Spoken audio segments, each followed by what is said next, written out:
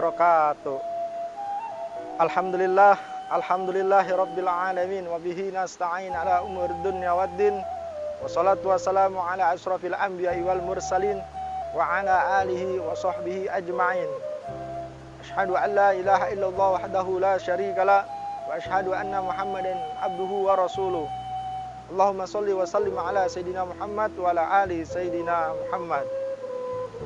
Puji serta syukur atas kehadirat Allah Subhanahu wa taala yang telah melimpahkan anugerah yang begitu indah, anugerah yang begitu mulia kepada kita semua. Salawat serta salam kita curahkan kepada baginda Muhammad sallallahu alaihi wasallam yang telah membawa umat mati ilan nur. Pertama-tama yang saya hormati yaitu dosen pembimbing filsafat pendidikan Islam, yaitu Bapak Haryadi MPD. Semoga Allah berikan panjang umur dan kesehatan, serta Allah berikan keberkahan dunia dan akhirat. Alhamdulillah, pada pagi hari ini mohon izin saya akan menyampaikan daripada yaitu tugas makalah UAS semester 3 yang berjudul tentang filsafat pendidikan Islam dan tauhid. Filsafat pendidikan Islam terbentuk dari perkataan filsafat, pendidikan dan Islam. Penambahan kata Islam di akhir itu membedakan filsafat pendidikan Islam dari pengertian filsafat pendidikan secara umum.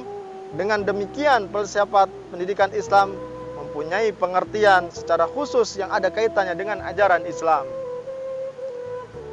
Lebih jauh, Umar Muhammad Al-Taumi Al-Syaibani melihat filsafat pendidikan adalah pelaksanaan pandangan falsafah dan kaidah falsafah dalam pengalaman manusia yang disebut dengan pendidikan. Secara rinci dikemukakan bahwa filsafat pendidikan merupakan usaha mencari daripada konsep-konsep di antara gejala yang bermacam-macam, meliputi yang pertama adalah proses pendidikan sebagai rancangan yang terpadu dan menyeluruh. Yang kedua, menjelaskan sebagai yaitu makna yang mendasar tentang segala istilah pendidikan. Dan yang ketiga adalah pokok-pokok yang menjadi dari dasar dari konsep pendidikan dalam kaitannya dengan bidang kehidupan manusia. Dalam masyarakat Islam, pendidikan Islam itu merupakan adalah ajaran-ajaran berdasarkan pada wahyu yang juga menjadi dasar dari pemikiran filsafat pendidikan Islam. Hal ini menunjukkan filsafat pendidikan Islam yang berisi teori umum mengenai pendidikan Islam dibina atas dasar konsep ajaran yang memuat dalam Al-Quran, yang termuat dalam Al-Quran dan hadis. Hal ini sejalan dengan berpikir filosofi, yakni mendasar, menyeluruh tentang kebenaran yang ditawarkan, yaitu kebenaran Tuhan yang mutlak. Selanjutnya, pengertian daripada pendidikan Islam. Secara umum, pengertian pendidikan adalah suatu proses pembelajaran, pengetahuan, keterampilan, dan kebiasaan sekumpulan manusia yang diwariskan dari satu generasi ke generasi selanjutnya melalui pengajaran, pelatihan, dan penelitian. Ada juga yang mengatakan definisi pendidikan adalah suatu usaha yang dilakukan secara sistematis dan mewujudkan suasana belajar mengajar agar para peserta didik dapat mengembangkan potensi dirinya.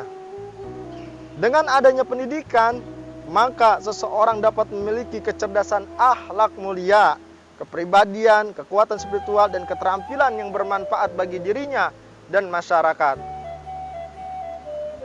Kemudian, menurut Ki Hajar Dewantara, pengertian pendidikan adalah momentum segala kekuatan kodrat yang ada pada anak-anak peserta didik, agar mereka sebagai manusia dan sebagai anggota masyarakat dapat mencapai keselamatan dan kebahagiaan setinggi-tingginya. Kemudian, filsafat dan tauhid. Pada dasarnya, tonggak atau ujung daripada dasar ilmu tauhid atau ilmu kalam sudah berkembang dari semenjak masa sahabat Rasulullah SAW. Bahkan perkembangan ilmu tauhid ini merupakan konsentrasi dakwah seluruh sahabat baginda Rasulullah SAW. Karenanya perkembangan ilmu tauhid di masa sahabat Nabi justru lebih mapan dan lebih pesat dibanding dengan periode-periode sesudahnya. Tauhid ini dibagi menjadi 3 bagian. Yang pertama adalah tauhid rububiyah. Apa sih tauhid rububiyah? Tauhid rububiyah adalah pembahasan tauhid yang berkaitan dengan perbuatan Allah Subhanahu wa taala seperti menciptakan, mengatur, memberi rezeki dan mematikan. Kemudian jenis tauhid yang kedua adalah tauhid uluhiyah.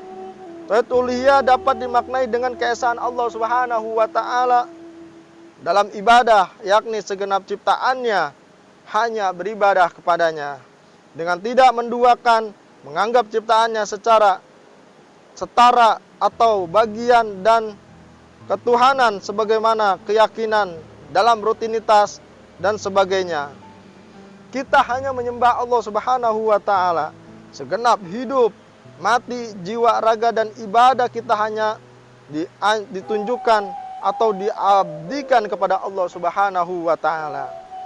Kemudian tauhid yang ketiga adalah tauhid al-asma wa sifat, yaitu keesaan Allah Subhanahu wa taala atas segala nama yang Dia nisbatkan pada dirinya dan atas segala sifat yang Dia sifatkan pada dirinya di dalam Al-Qur'an dan pada sunnah Nabi Muhammad SAW, sehingga kita mengimani segala nama dan sifat tersebut dengan menetapkan apa yang ditetapkannya dan mengingkari apa yang diingkarinya, tanpa mengubah, tanpa mengurangi, tanpa bertanya bagaimana dan tanpa memberi analogi atau perumpamaan. Demikianlah tugas makalah ini saya sampaikan. Kurang lebihnya mohon maaf bila ada kata-kata yang salah, ada kata-kata yang jelimet, atau ada kata-kata yang kurang dipahami. Mohon maaf, dibukakan pintu maaf dengan seluas-luasnya. Dari saya, akhirul kalam. Assalamualaikum warahmatullahi wabarakatuh.